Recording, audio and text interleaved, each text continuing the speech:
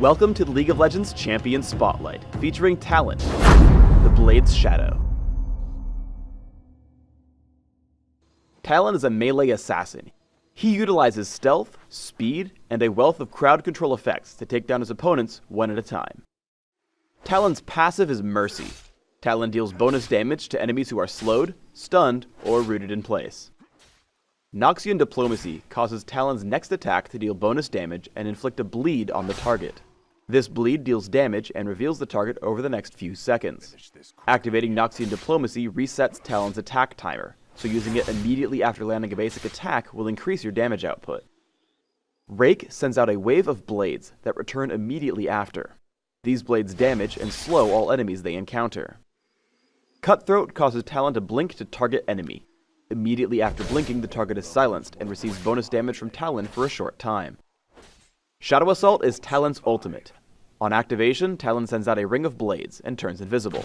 While invisible, Talon enjoys bonus movement speed. After a few seconds, or after attacking a target, Talon reappears and the blades rush back to him. These blades damage all enemies they hit, both on the way out and back to Talon. I face Nidalee in top lane. I generally have enough mana to constantly harass with Cutthroat, Rake, and Noxian Diplomacy. I focus on killing minions but always jump on her whenever I can. Once she gets low, I use Shadow Assault to catch up to her. Walking past her, Shadow Assault and Rake deal a ton of damage. Afraid she'll retreat, I take her down with a flash and pick up the kill securely. As I attempt to get back home, Lee Sin comes to gank me. Check out how I escape. I jump to him with Cutthroat when the minions arrive, so he can't slow me yet. Then I immediately land Rake and keep running.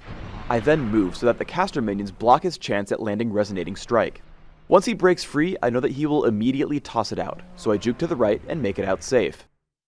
We get into a teamfight in the jungle. I hop onto Nidalee and burst her down, immediately using Shadow Assault to evade any counterattacks. I head over to Vayne, eventually taking her down with Rake as she runs. Afterward, I'm afraid of Alistar, so I tag him with the silence from Cutthroat and then move on to take down Lee Sin. We get into another teamfight in the river. Alistar gets caught and dies quickly.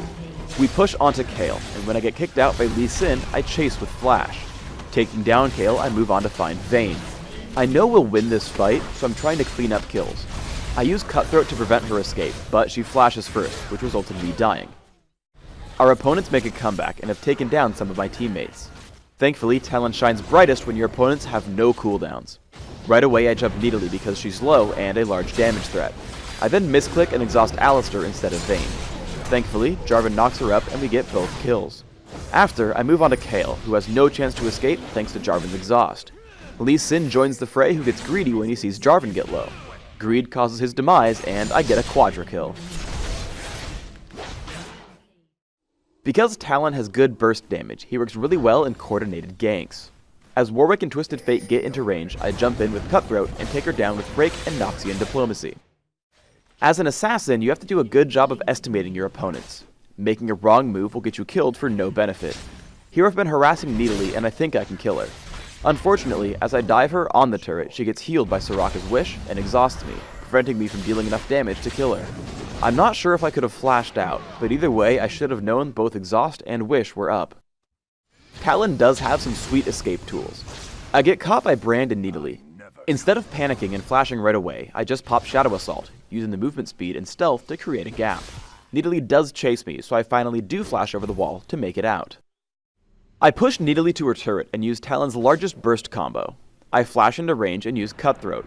First I hit her with Rake, giving me 2 damage amplifications. Then I pop Shadow Assault and immediately attack, causing the blades to hit her twice while I deal bonus damage. I didn't even land Noxian Diplomacy and still dealt over 500 damage in an instant. Shadow Assault has a number of clever uses. I see Misfortune out of position in mid. I lead with Cutthroat, then Rake, so that my passive will give me extra damage for Noxian Diplomacy. Then I pop Shadow Assault and wait for cooldowns.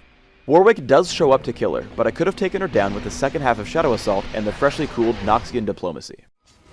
Assassins also have to pay attention to crowd controls in large fights. While jumping onto Soraka with the silence from Cutthroat was probably the best target, it was also right next to the enemy Warwick. He tags me with an infinite duress and suppresses me until I die.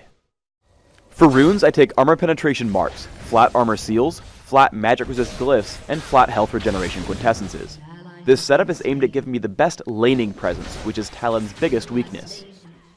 My masteries are 2109, taking pretty typical physical damage buffs, along with mastering Exhaust and taking Flash. I max Rake first for its increased slow and damage, which also allows me to farm minions really easily. I max Noxian Diplomacy after, interrupted by a point in Cutthroat at level 3. Basically, I'm just trying to get as much damage output as I can early on. For items, I open with Doran's Shield. If you're having trouble early on, a Doran's Blade or two can hold you over while you build Berserker's Greaves. After, I grab Yomu's Ghost Blade as soon as possible, and transition into my bigger damage items with Bloodthirster and Infinity Edge. There are two items that I consider must-buy on Talon. Frozen Mallet will slow enemies on every attack, which guarantees your passive damage increase. Quicksilver Sash is the only way for you to remove Exhaust, so if you get stopped by enemy summoner spells, make sure to grab this item.